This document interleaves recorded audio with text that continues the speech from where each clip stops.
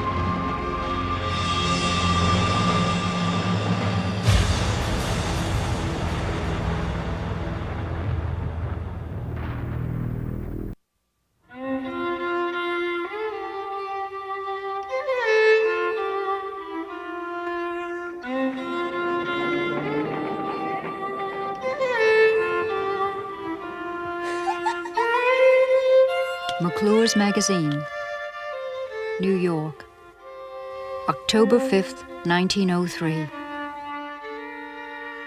Dear Mr. Siddle, I have your letter of Sunday morning suggesting that I come on for next Sunday.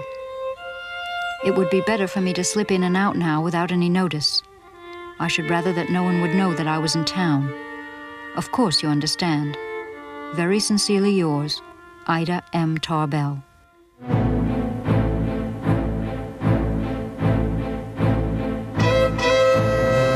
For almost 2 years, the journalist Ida Tarbell has been investigating one of the richest and most powerful men in America. His fortune was made in Cleveland, where Ida Tarbell is now going to meet her researcher, John Siddle. Dear Mr. Siddle, you may expect me Sunday morning at 7:15 on the Lakeshore Limited.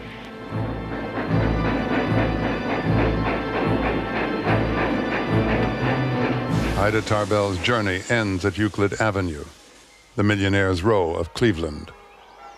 She heads for the Baptist Church, which is further down the street. The man whom she is investigating is a prominent member of the congregation here. This will be the first time she has set eyes on her quarry. John D. Rockefeller was the richest man in America. He was the man who created the Standard Oil Trust. He was the man who, more than anybody else, made the modern American economy. And he was also the very symbol to most Americans of monopoly and one of the most hated men in the country. He'd taken great pains to be as unknown and as secretive and as invisible as he possibly could be.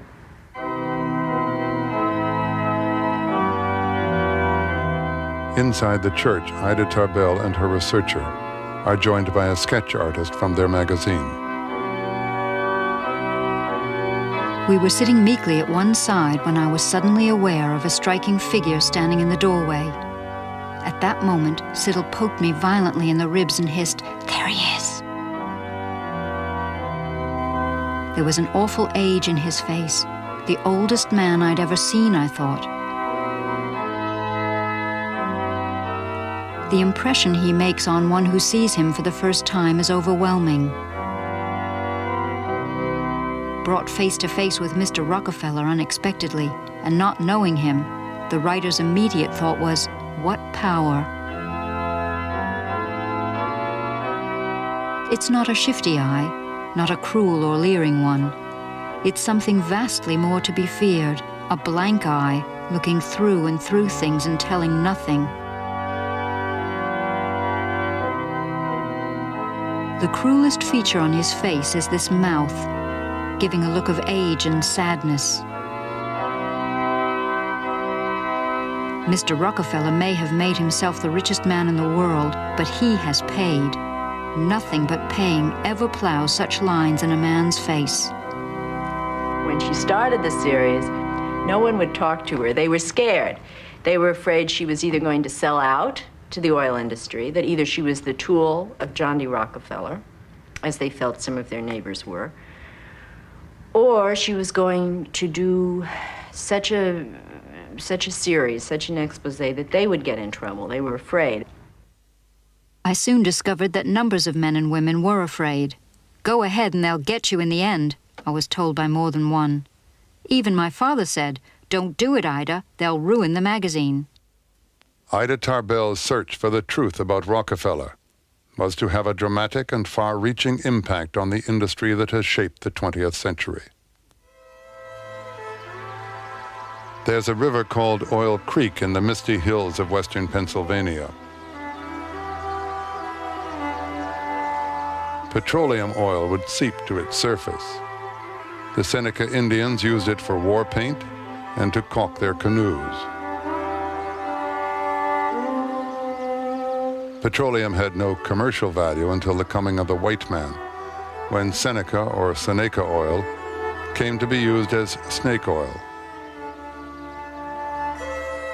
Before 1859, oil was called petroleum, of course, which was sort of its scientific name, but it was also known locally as rock oil, as Seneca oil.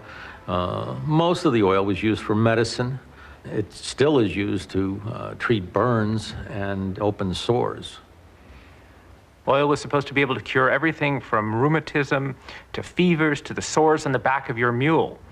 But you could do something else with it. You could refine it into a product called kerosene and make an illuminating oil. Until the invention of the oil lamp, light had come primarily from candles and tallow. The wealthy had used whale oil in their lamps, but it had become too expensive. So there was a need in the market for some new source of illumination. And the question was, could this stuff called kerosene, made from this funny product called rock oil, could that become the new illuminant? In 1854, some samples of rock oil were collected in western Pennsylvania.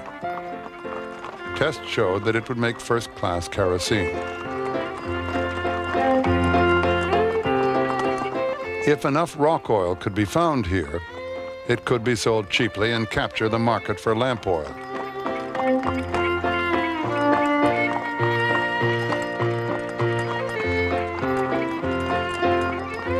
So a group of East Coast investors hired a man and in 1857 sent him to the muddy little town of Titusville, where he checked into the American Hotel. Colonel Edwin Drake had come to explore for oil. Colonel Drake was not particularly qualified to be an oil explorer, but of course no one at that time was qualified to be an oil explorer. His qualifications included the fact that he was a retired railway conductor and could travel for free on the railway because he had a pass. Drake was no real colonel.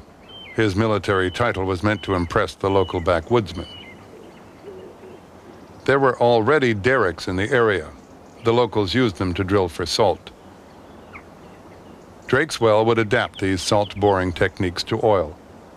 To begin with, Drake had little to show for his efforts. The local Titusville residents were very skeptical of Drake's endeavor. They knew that there was oil to be found along the creek. I mean, that had been known for centuries. but they thought the idea of drilling for it was lunacy. At the end of the first year, money was running short and Drake's backers were growing impatient. Then in the spring of 1859, he hired a former blacksmith called William Smith. Uncle Billy, as he was known, was probably as good a person as Drake could have found for the job because he had all the necessary skills and knowledge to drill a well. Uncle Billy's nephew later helped in this meticulous reconstruction of the world's first oil drill. It was now summer, and the investors were about to give up. But Colonel Drake had the idea of using a pipe as they drilled. This was the forerunner of modern casing. Then on Sunday, August 28, 1859, oil bubbled up the drive pipe. Uncle Billy and his son Sam bailed out several buckets of oil.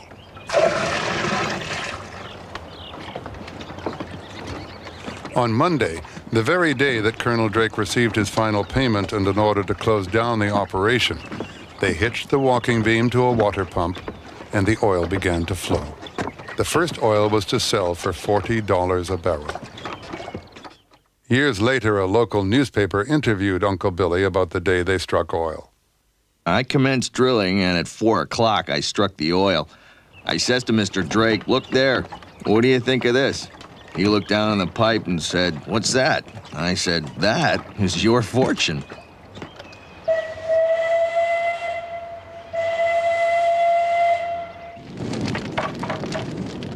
Drake's well proved that by drilling for it, oil could be found in abundance and produced cheaply. Overnight, a whole new industry was born.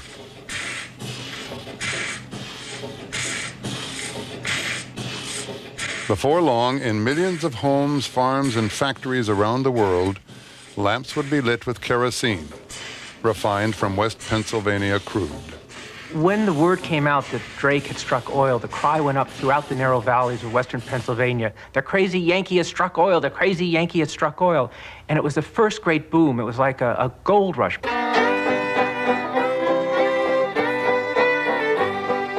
Down in Pennsylvania, there is plenty oil, they say. Petroleum, petroleum, we must all have some.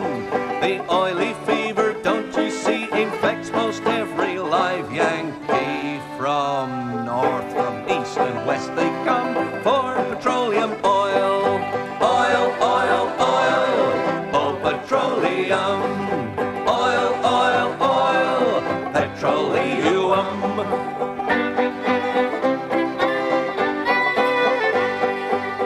It was a crazy time of boom and bust. In 2 years, one well paid $15,000 profit for every dollar invested. Then overproduction drove prices down from $10 a barrel to 10 cents a barrel in just 1 year. Oil, oil, oil, oh petroleum. Oil, oil, oil, petroleum.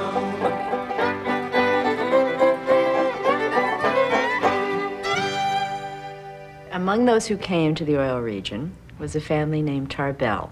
The father was Frank and the mother was Esther, and they had a little girl who was 3, and her name was Ida. The Tarbells set up home in Cherry Run. Dirty, violent, and sleazy, it was a combination of the gold rush and the Wild West. Ida would later recall what it was like to grow up amidst the mud and the stink of an oil boom town. About us rose derricks, engine houses, and tanks. If oil was found, every tree, every shrub, every bit of grass in the vicinity was coated with black grease and left to die. Tar and oil stained everything. What had I come to?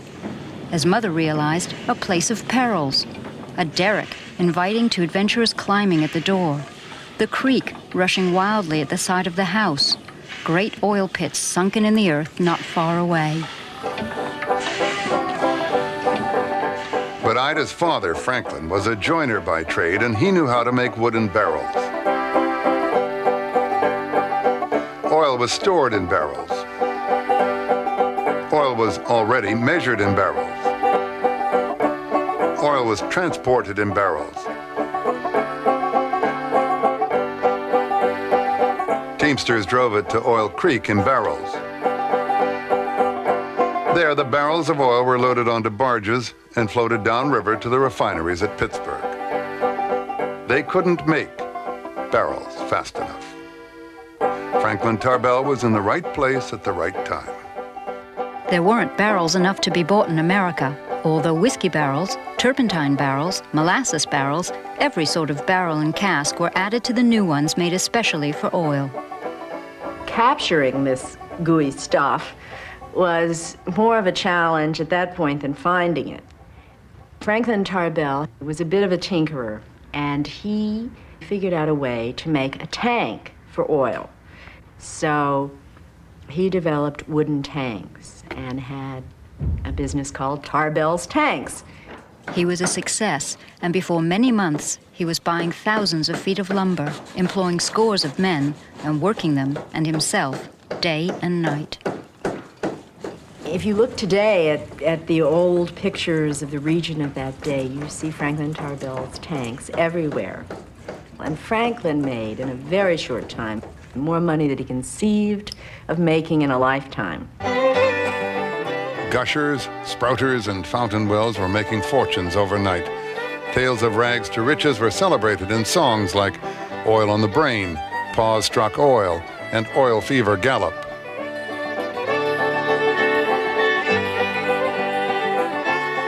But before long, the wooden tanks on this sheet music were obsolete. Metal tanks proved a better way to store American petroleum. One of the visitors to the oil fields in the 1860s said he had never met so many people who had been so enriched and so ruined, and usually they were the same people and in such a short period of time. When you look at the photographs of the oil region from the 1860s, you see that everybody was drilling next to their neighbor, as it were. The wells were practically on top of each other. The oil industry in those early years operated by the rule of capture. And the way to think about that is a milkshake, and everybody puts their straws in and gets around it and sucks out as much as they can before the other person does. And so they put all of these different wells because you wanted to get the oil out before the guy next door got his oil out. And what it meant is that the fields were very badly managed from an engineering sense and often would deplete very quickly because of this really rampant overproduction. Oil fever reached a peak after the Civil War when they struck it rich at a place called Pit Hole. Ida Tarbell's father was one of those who joined the rush.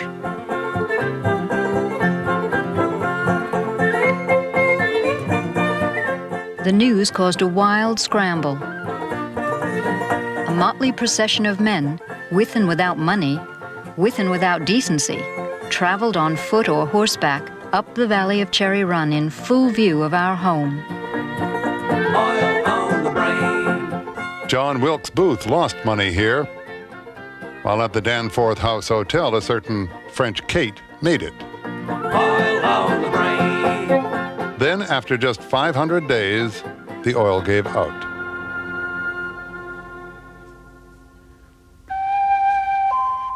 Men who had bought steam engines and rushed them to the oil fields by express delivery had to sell them for scrap.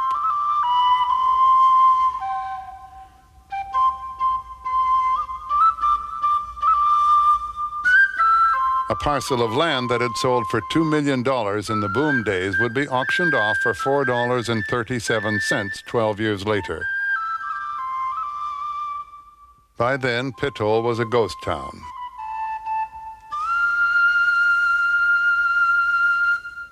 It had cost $60,000 to build the town's fanciest hotel. Franklin Tarbell bought it for $600, tore it down and moved it to Titusville, where he used the lumber to build a handsome family home.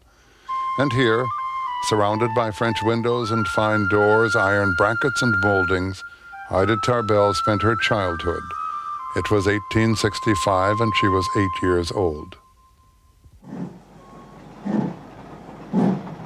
By now, the railroads had come to the oil region and to nearby Oil City. It seemed like good news to the local producers and refiners. But the coming of the railroad meant that Cleveland, 150 miles away, began to compete as a refining center. John D. Rockefeller, a 16-year-old with a head for figures, had gone to Cleveland to start in business. As I began my business as a bookkeeper, I learned to have great respect for figures. Grandfather never finished high school and went to Cleveland having borrowed $1,000 from his father to start business, paid 9% interest on it, incidentally. And he read about the oil business just beginning and got interested and came to realize that it was a very volatile business at the time. By the time he was 26, Rockefeller and his partner owned an oil refinery. He was always very conscious of cost. It has always been my rule in business to make everything count. One characteristic of Rockefeller was saving a penny wherever he could, knowing that in a continuous process manufacturing industry, a penny saved is a penny saved 1,000,000 times. It's over and over. A cheaper barrel, a cheaper way of refining will give you a cheaper product. Rockefeller plowed every penny he earned back into the business. As refinery number 1 grew in size, it gave him tremendous advantages.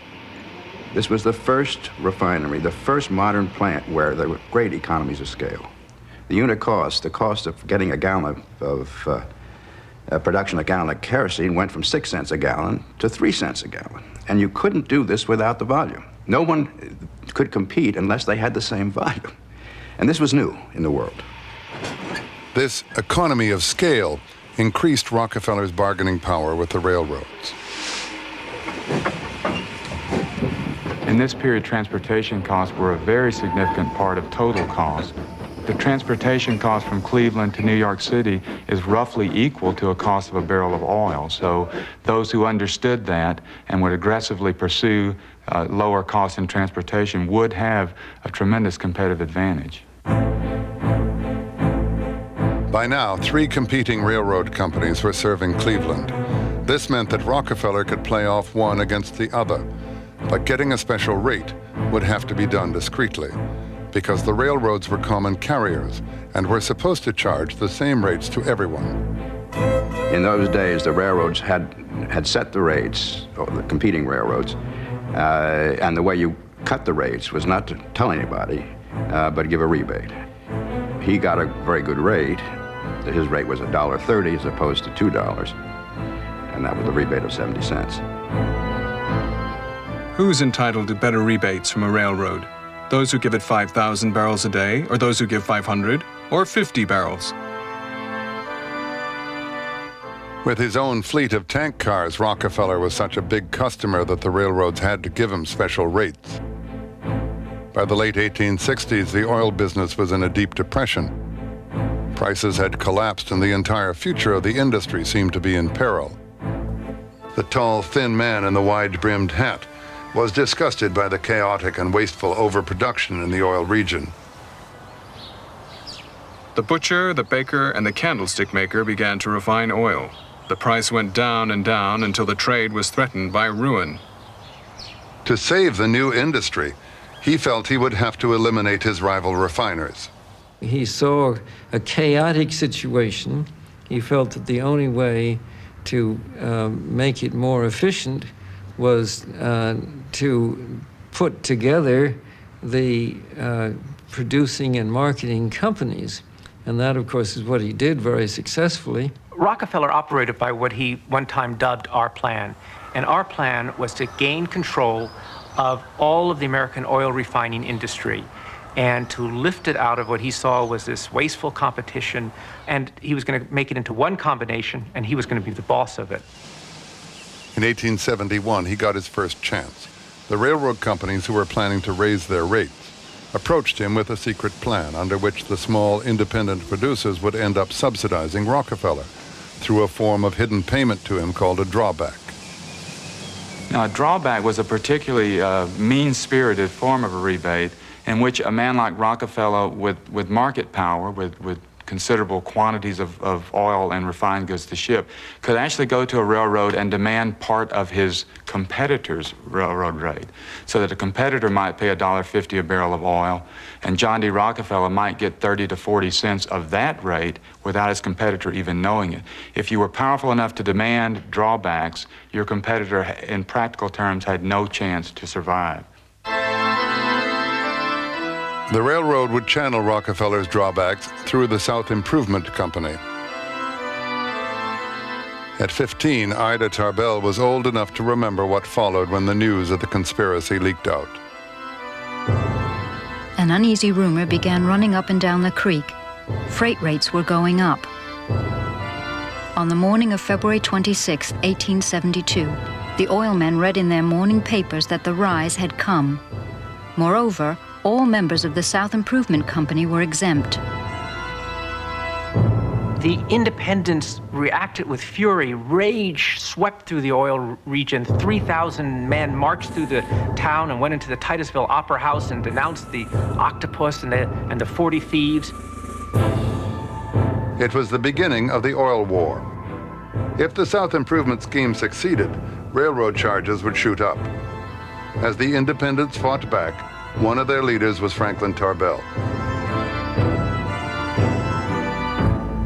Franklin Tarbell and his fellow townsmen, his fellow independents, would meet in the evenings to discuss what they were going to do about the fact that they were losing so much money. They formed the Petroleum Producers Union and vowed to sell no oil to anyone associated with the South Improvement Company.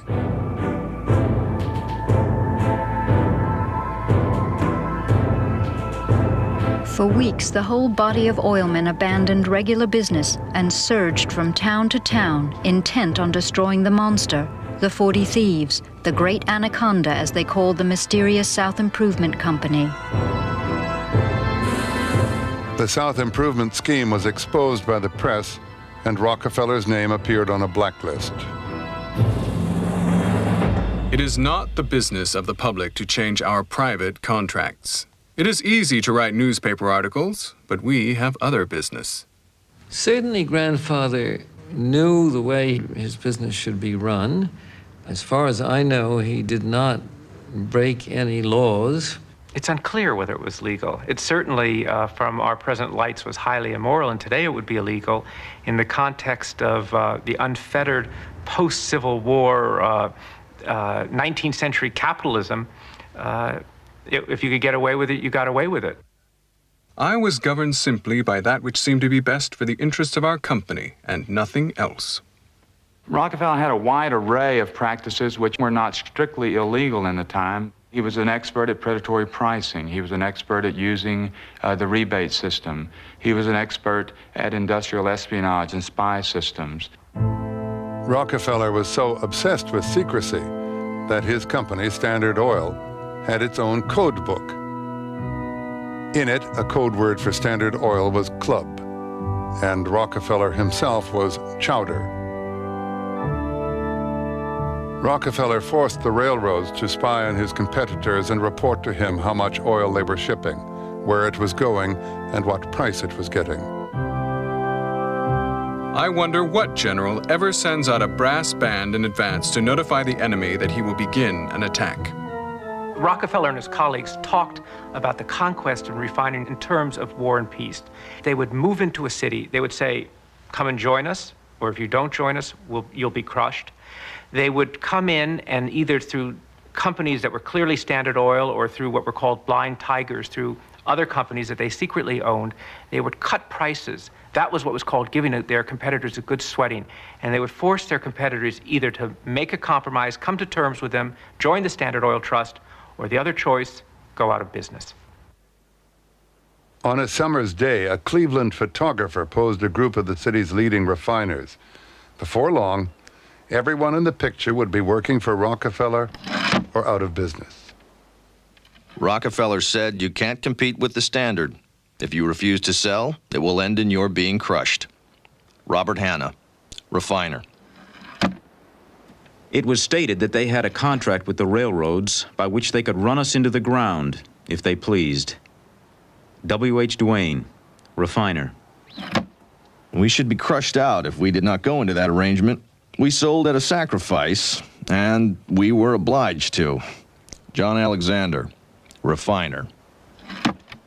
Among those who were driven to the wall in what was later known as the Cleveland Conquest was Rockefeller's own brother, Frank.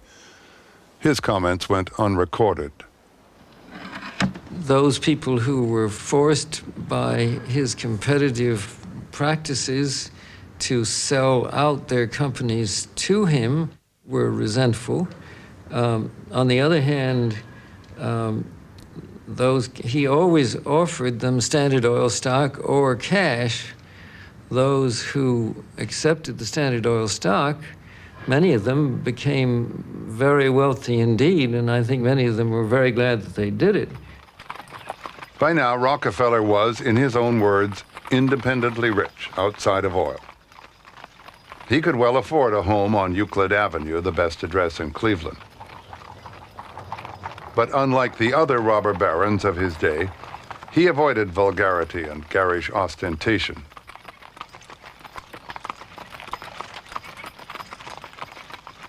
In his own house, he maintained a curious frugality. He was a pillar of the local Baptist church and still taught Sunday school.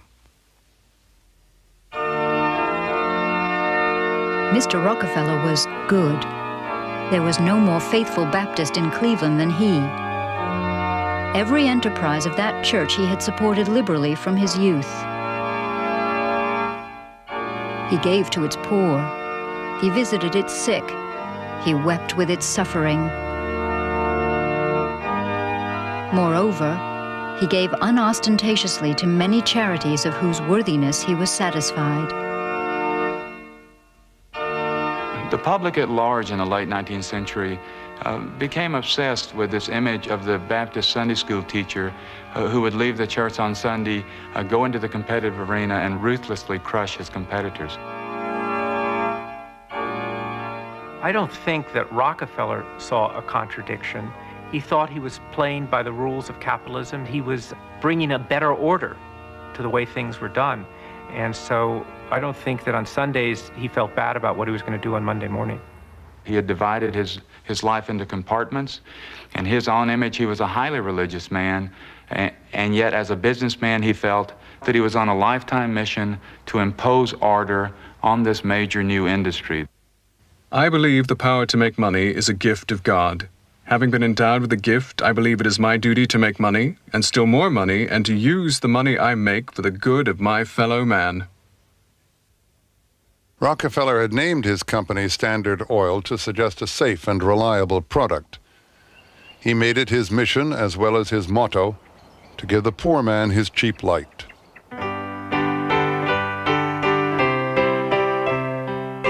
By now, oil and the kerosene lamp had transformed the lives of ordinary people, and even the clock by which they lived.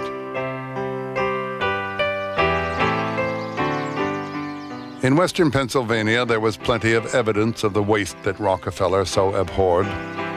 The hills were already littered with abandoned oil wells and tanks. They're still there today.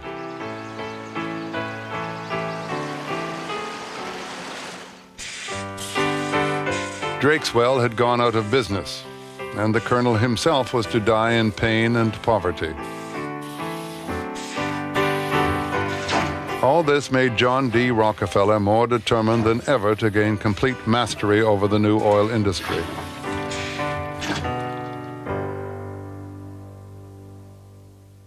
Ida Tarbell once likened Rockefeller to Napoleon as he pored over a map with little red pegs on it, each peg a rival refinery that he'd conquered or forced to surrender. At the beginning of the 1870s, Rockefeller controlled 1/10 of the refining capacity in the United States. Over that decade, he waged war throughout the northeast of the United States to gain control of refineries in city after city. Within 9 years, he and his colleagues controlled 90% of the refining capacity in the United States. In the oil region itself, one of his instruments would be Acme Oil, a classic blind tiger, clandestinely controlled by Rockefeller, but ostensibly headed by a well-known independent called John Archbold. His secret orders were to acquire all the refineries along Oil Creek. He had once led the independents against Rockefeller. Now it would be his task to crush them. It was a battle that would pit the values of the 19th century against those of the 20th. They were appalled by the rise of the modern corporation. Well, it was in fact a threat to their way of life, and it concerned them and it frightened them. It's hard for us in the 20th century to remember that when John D. entered the oil industry, there were essentially 4 different industries. It was oil production, refining, transportation, and marketing, generally populated by different companies, different people, and seen as separate industries. His historical function, and indeed the definition of vertical integration, was to take those 4 and make them into one company. The day of combination is here to stay. Individualism has gone, never to return. It all seemed so undemocratic and un-American to the small family businesses in the oil region. Franklin Tarbell believed very much in being his own man, in working for himself. He believed that it was almost a sign of lack of moral fiber to work for someone else. Franklin Tarbell saw that independents were throwing in their lot with John D. Rockefeller and giving up their freedom as far as he was concerned. That was his moral judgment. What Ida Tarbell saw was the human cost of the great combination and the anxiety and unhappiness it caused her own father. There was great financial tension in the home. Their fortunes were up and down constantly. Some people, including her father's partner, went bust because of John D. Rockefeller. Franklin was liable for his debts, his partner's debts, and so this caused a great problem for them. I really don't recall grandfather talking about Ida Tarbell. Perhaps he did. She was very resentful of what it had done for her father, because her father had been one of those who had been forced out of business and foolishly, as it turned out, didn't accept Standard Oil stock in payment. Had he done so, he would have been much better off. The independent oilmen would make one last attempt to break the stranglehold of John D. Rockefeller. At the end of the 1870s, they decided to build the world's first long-distance pipeline. Nothing like it had ever been tried before. Speed was essential, but Rockefeller could still count on the support of the railroads to help him stamp out this insurrection. Where pipelines came to railroads, the railroads still wouldn't give the right-of-way to them, and so they would take the oil and pump it out of the pipeline into a wagon and haul it 30 or 40 feet across the railroad tracks and dump it back into the pipeline. The railroads, to prevent this kind of crossing of their tracks, would just simply park a train there for long periods of time. When the independent pipeline succeeded, Rockefeller built a whole network of his own. It was bigger and better and 400 miles long.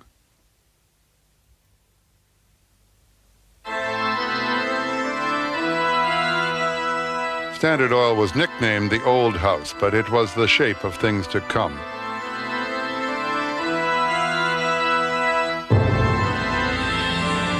From its new headquarters in New York City, its board of directors looked out on a worldwide empire.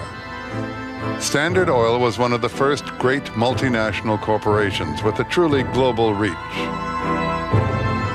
3 of its giant refineries produced 25% of the world's entire kerosene consumption. Rockefeller's empire controlled 90% of the oil refined in the United States and virtually monopolized its transport. With a workforce twice the size of the U.S. Army, Standard Oil was a household name around the world. Yet the strain of building a corporation so gigantic that it had its own fleet of ships took its toll on Rockefeller. Work by day and worry by night, week in and week out, month after month, all the fortune I have made has not served to compensate me for the anxiety of that period. It was as an illumination merchant that John D. Rockefeller became the richest man in America. And What most people don't understand is that the oil industry in its first 40 years was an illumination business. It was a kerosene business. An invention from Thomas Edison's laboratory was about to shake the empire of Standard Oil to its foundations. Edison's development of the light bulb really was a major threat, not immediately, but long run, to the oil business, particularly to its urban markets where electricity could be hooked up. So somewhere you could look ahead and say 20, 25 years from then, the oil business was going to be in trouble. But just a few years later came a rescue. It was first in Europe, where the automobile was developed, and then even more so in the United States, where in the 1890s a number of tinkerers and inventors developed the automobile further, and in particular one, Henry Ford. Henry Ford had once worked in Edison's laboratory as a technician. Ford's assembly line production of motor cars would eventually create a whole new market for petroleum. In the meantime, his former boss, Thomas Edison, had developed his own car, powered not by gasoline, but by electricity.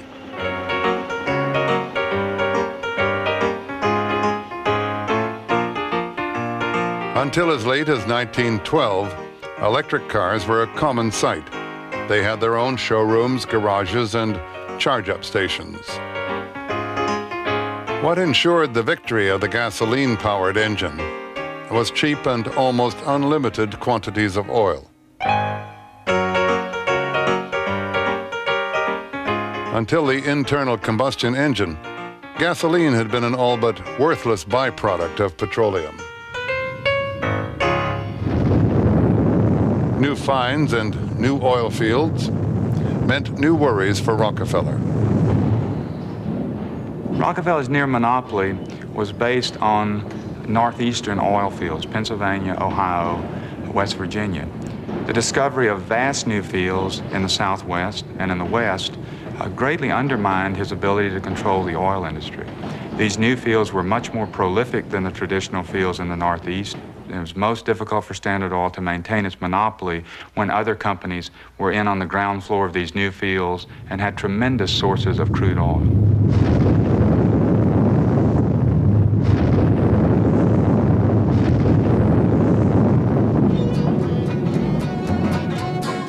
Of all the new oil fields, none could compete with Spindletop, Texas. It was 1859 all over again, and then some. People rushed from all over the country to make their fortunes. Texan tall talk gave the oil industry a new vocabulary with words like roughneck and roustabout, and new companies like Sun and Texaco. Texas at the turn of the century was still a predominantly rural society. Proud Texans, very fearful of outside influence. They saw Rockefeller as a foreigner, and they called Standard Oil a foreign corporation. Once the giant new oil fields were discovered in Texas, Texans and their politicians and their newspapers became obsessed, in their words, with protecting God's wealth in Texas from John D. Rockefeller. And as the oil fields spread throughout the country, the Mid-Continent field, Texas, California, he faced the same kind of controversy every step of the way. As each year went by, he seemed to become more and more hated, the very embodiment of the trust and the monopoly that the American people were beginning to revolt against. More than anyone else, the man who symbolized the great antitrust sentiment of the day was the dynamic young president, Theodore Roosevelt. A powerful personality. One journalist said that after you meet him, you have to wring his personality out of your clothes. He was so captured people and was so strong. Teddy Roosevelt was not against all monopoly combinations, but he was gunning for Standard Oil.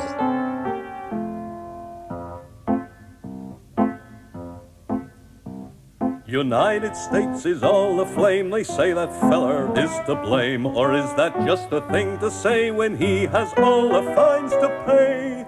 I'm sure I know how you'd finance if you could get next to the chance. It's just as plain as ABC. you do the same as Johnny D. Oil, oil, oil has got us in its toil. That Teddy sets the trusts have got to go. And when this man behind gets a thing set in his mind, you can bet your bottom dollar 'twill be so. Teddy Roosevelt had made the trusts the burning issue of the day when the editor of McClure's magazine decided to run a major series on the monopolies. It was perhaps inevitable that the assignment would go to Ida Tarbell. Not only had she grown up in the oil region, but at the age of 44, she was one of the most successful magazine writers in the country and had 3 influential biographies to her name. Ida Tarbell tracked Rockefeller for almost a year. We were neither apologists or critics, only journalists intent on discovering what had gone into the making of this most perfect of all monopolies. I soon discovered that I must work in a persistent fog of suspicion, doubt, and fear.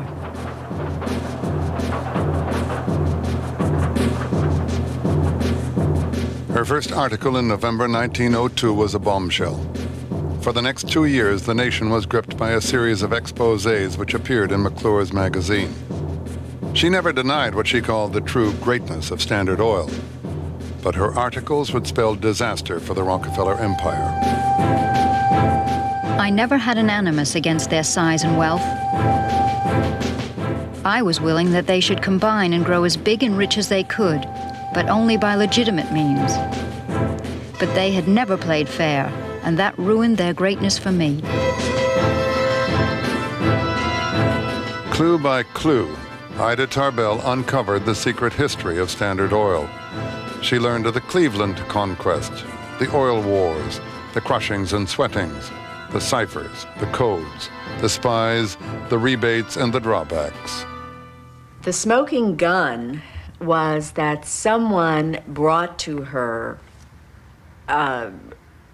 records from the railroads showing that Rockefeller had been given special rates, that Rockefeller was being charged much less than his competitors. He had a special deal. And this was, in fact, illegal.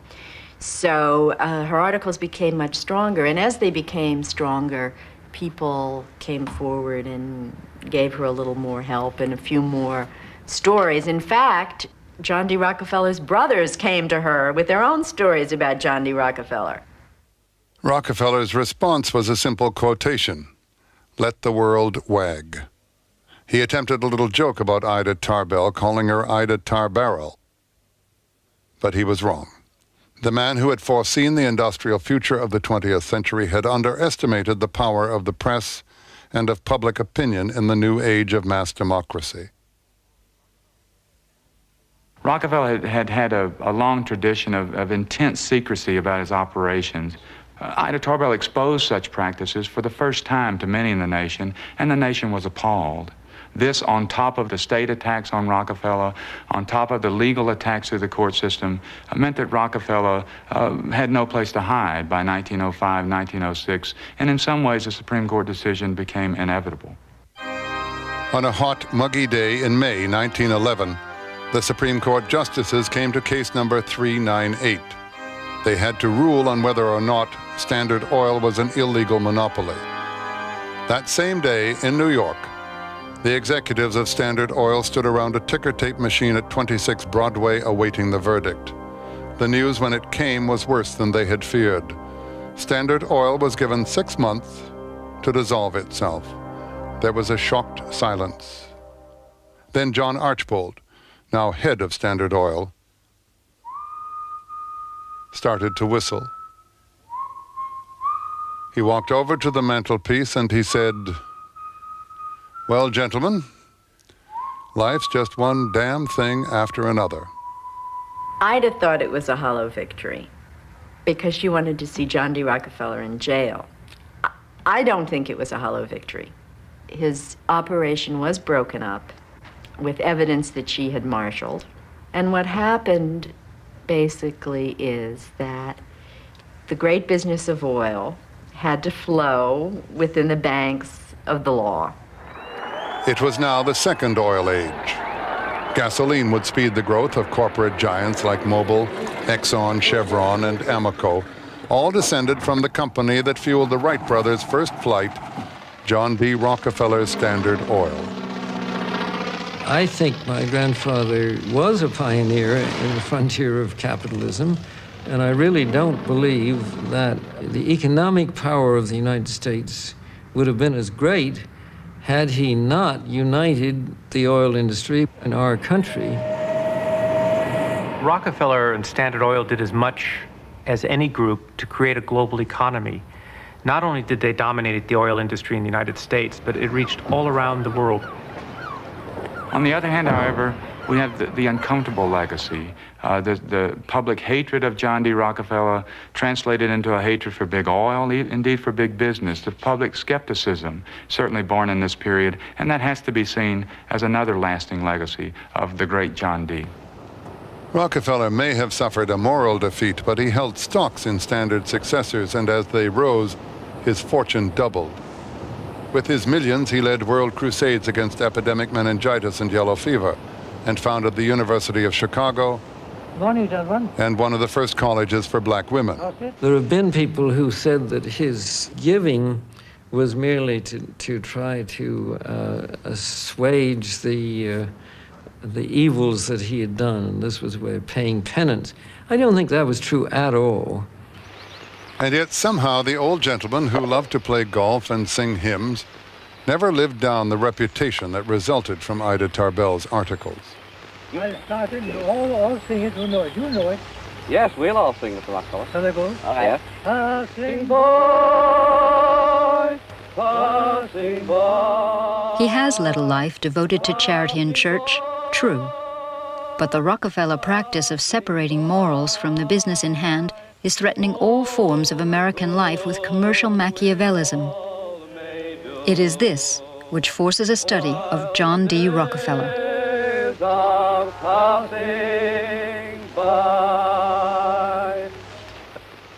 The secretive Mr. Rockefeller hired a public relations man. Newsreel cameras were welcomed, and his public image began to change. I am very grateful to you and to a host of people who are so kind and good to me all the time. Why? Because you're so good to everybody. Yes, you are. John D. Rockefeller died in 1937. Here in Florida, where he posed for his first movies 15 years ago, John D. Rockefeller died 25 months short of his cherished ambition to round out a century of life. Once he was the world's richest man, its first billionaire. Now he passes into history as the greatest philanthropist of all time, a man who gave away $530 million. Late in her own life, Ida Tarbell was asked what she would change if she rewrote her famous articles. Not one word, young man. Not one word. Next, on the prize, empires of oil. American oil brought change to the world and profits to America. Now, colorful foreign entrepreneurs craved a piece of the action, searching the globe for more oil. But it would take a world war for mankind to truly understand the awesome power of its black treasure. Based on the Pulitzer Prize-winning book by Daniel Yergin, The Prize.